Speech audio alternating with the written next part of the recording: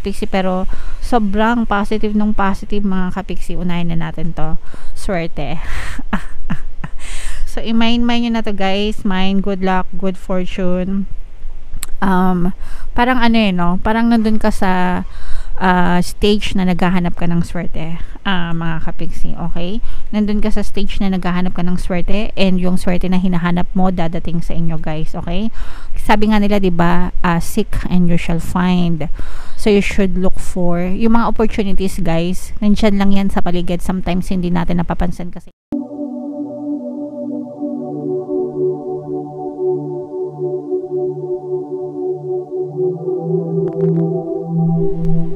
Hello guys, hello Pisces, welcome back to Pinoy Pixie Tarot. Ang pamagat ng episode natin for tonight is mid-month kapalaran para ngayong January 16 to 31 para sa Pisces, Sun, Moon, Rising, Sign, and Venus. Unahin natin itong deck na to mga kapiksi. Tingnan natin yung mga mensahe sa inyo ng inyong mga gabay.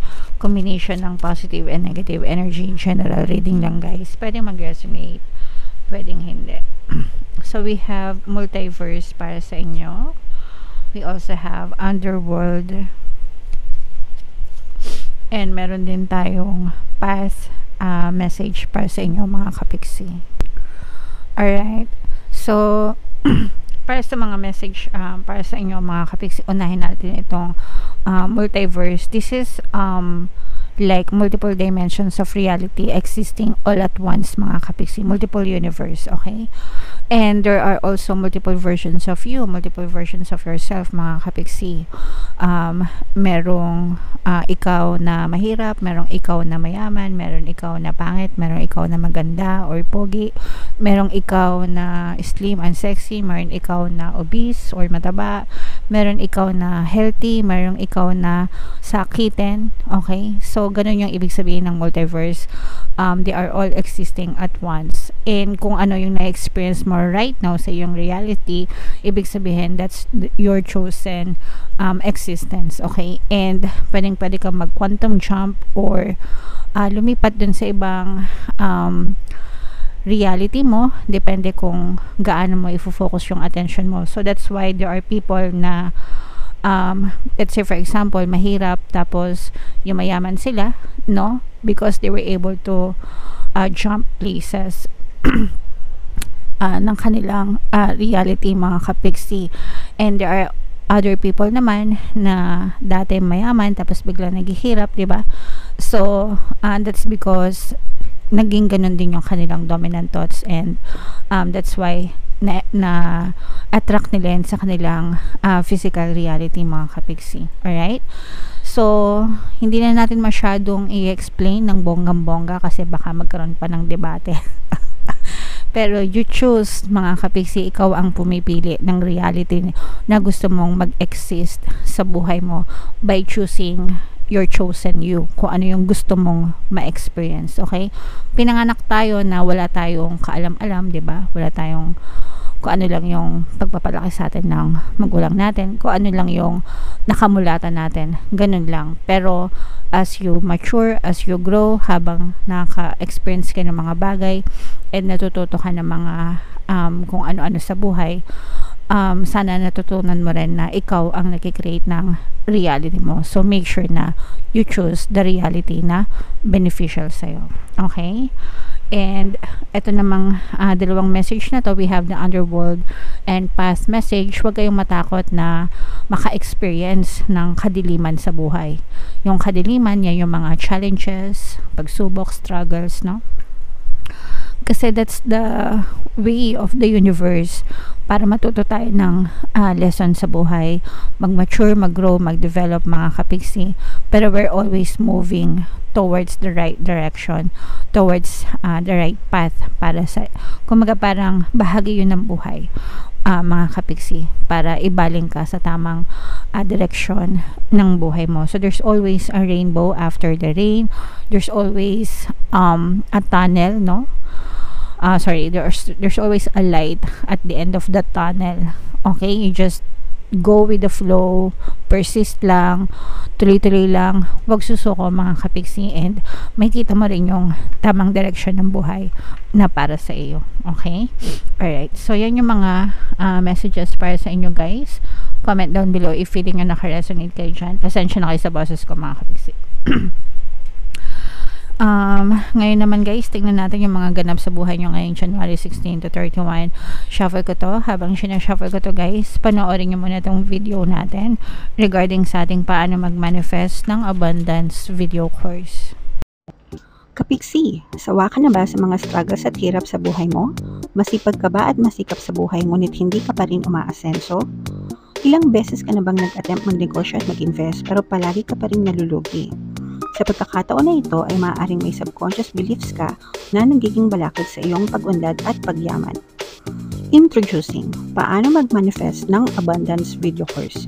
Dito ay matututunan mong ma-overcome ang mga balakid mo para tuluyan ka ng umunlad, umasenso, sumagana, maging matagumpay, successful at maswerte sa iyong kabuhayan, pera, trabaho, negosyo, salapi at kaperahan ng bonggang-bongga. Dali, mag-send na ng email sa pinoypixitaro@gmail.com at simulan na ang iyong pagyaman ngayon. Alright, so sabay-sabay tayong yumaman mga kapiksi ngayong 2024. Mag-avail na kayo ng course guys kasi sobrang ganda talaga niyan. And good news guys kasi ngayong January magbibigay ako ng one free pampaswerte subliminal sa lahat na mag-avail ng course. Kaya mag-avail na kayo guys.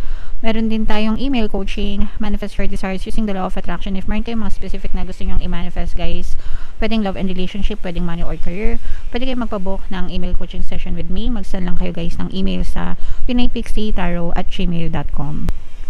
So, Pisces kayo ay represent ng Queen of Cups sa ating spread. Combination to ng positive and negative energy mga kapiksi, pero sobrang positive nung positive mga kapiksi. Unahin na natin to. Swerte. So, i-mind nyo na to guys. Mind, good luck, good fortune. Parang ano no? Parang nandun ka sa stage na naghahanap ka ng swerte, mga kapiksi, okay? Nandun ka sa stage na naghahanap ka ng swerte, and yung swerte na hinahanap mo dadating sa inyo guys, okay? Sabi nga nila, diba, seek and you shall find. So you should look for yung mga opportunities guys. Nandyan lang yan sa paligid. Sometimes hindi natin napapansin kasi hindi natin hinahanap o hindi natin tinitingnan. Parang sanay na lang tayo na naka-autopilot araw-araw. Pagising natin sa umaga, trabaho, bahay, trabaho, bahay. Hindi natin nakikita na marami pa palang opportunity sa paligid natin na nandyan lang, okay? Hindi natin siya nakikita, pero nandyan lang siya. And in your case guys, parang nakikita natin dito na makikita nyo yung swerte na para sa inyo. So ito, i-mind nyo na to guys sa comment section. Mind swerte, mind good luck, mind good fortune, kasi talagang suswertehan kayo mga kapiksi. For some of you, maaaring may chance na ma-promote sa trabaho yung mga iba sa inyo, no? Kung talaga naghahantay kayo ng promotion, or pwede kayong maging shortlisted, kumbaga maging candidate kayo for promotion. Pero kahit hindi kayo ma-promote guys, parang nararamdaman ko pa rin yung pag-angat ng buhay nyo. Pag-angat ba ng level? Kasi yung iba sa nyo, pwedeng hindi kayo ma-promote, pero pag lumabas kayo, let's say for example, job hunting, ganyan, or job hopping, pag lumabas kayo ng ibang kumpanya, mas mataas yung magiging posisyon nyo, at saka mas mataas din yung magiging sweldo nyo mga kapiksi, okay? So pag-isipan nyo mabuti guys, kasi for some of you, parang feeling ko makakatanggap kayo ng mga balita, no? Sa trabaho, parang let's say for example, meron kayong dating kakilala, uy, applyan dito sa amin, hiring ng ganito, baka gusto mong subukan. Parang ganun ba? So parang nakarinig kayo ng mga impormasyon sa labas na pwede nyo sumukan na maaaring mag-contribute sa inyong growth and success pagdating sa kaperahan mga kapiksi. Earth sign energy, Capricorn, Taurus, Virgo guys, pwedeng may earth element kayo sa inyong natal chart. For some of you, you may be dealing with an earth sign mga kapiksi. For some of you guys, medyo nakakaramdam tayo na parang maaari kayo magkaroon ng konting pagtatalo pagdating sa loob ng inyong tahanan, family matters mga kapiksi. So pwede magkaroon ng tampuhan, konting argumento, no, sa loob ng tahanan, parang mga drama-rama sa hapon, di ba? yung mga nanonood ng mga drama-rama dyan, yung mga drama sa loob ng bahay, ganyan, pwede nyo ma-experience siya, mga kapiksi. And bilang kayo ay mga responsableng tao, mga kapiksi, make sure na po magitna, and wag kayong maggatong-gatong ba. Okay, meron din ditong air sign energy, Aquarius, Gemini, Libra. So, nakikita natin na for some of you, may mga umiiyak sa inyo, mga kapiksi, dahil dito sa mga emotional pain. Pwedeng more on family problems to, guys. Parang nararamdaman ko, this is more on family problems, yung mga nagpapalungkot sa inyo.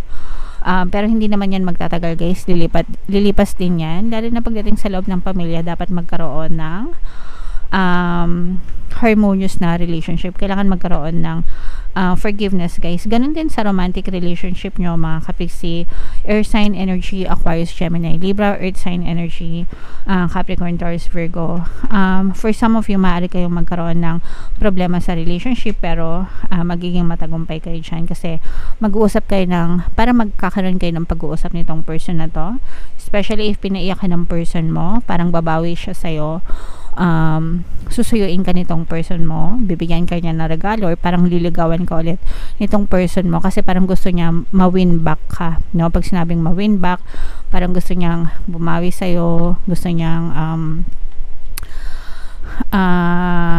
yun nga, ma-win back.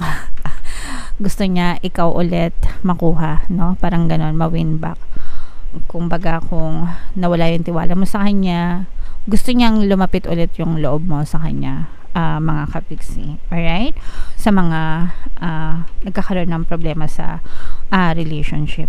Pero ang nakikita kasi natin dito, for some of you, pagdating sa relationship, guys, parang you may be dealing with someone na parang medyo immature. Hindi naman sa immature, pero etong person, parang kabaligtaran mo siya. Kasi kayo, parang drama queen, drama king. Tapos etong person na to, parang komedyante. Or gusto niya nandun sa light side, tapos kayo naman medyo emo, kaya medyo nagka-clash kayo, mga kapiksi. Alright? Pero, yeah, may mga relationship subliminals tayo, guys. Pampabalisa, pampamiss, pampakonsensya, ganyan. Pampabalik. So, libre lahat yun sa YouTube.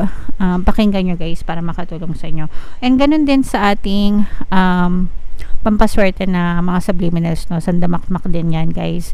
And marami na tayong natulungan dyan. So, pakinggan nyo, guys. Libre lang lahat yan sa YouTube. Alright? So, i-mind nyo na to, guys. Ito mga swerte. Swerte sa pag-ibig. Swerte sa pera. I-mind nyo na yan. Swerte sa tagumpay. Yan.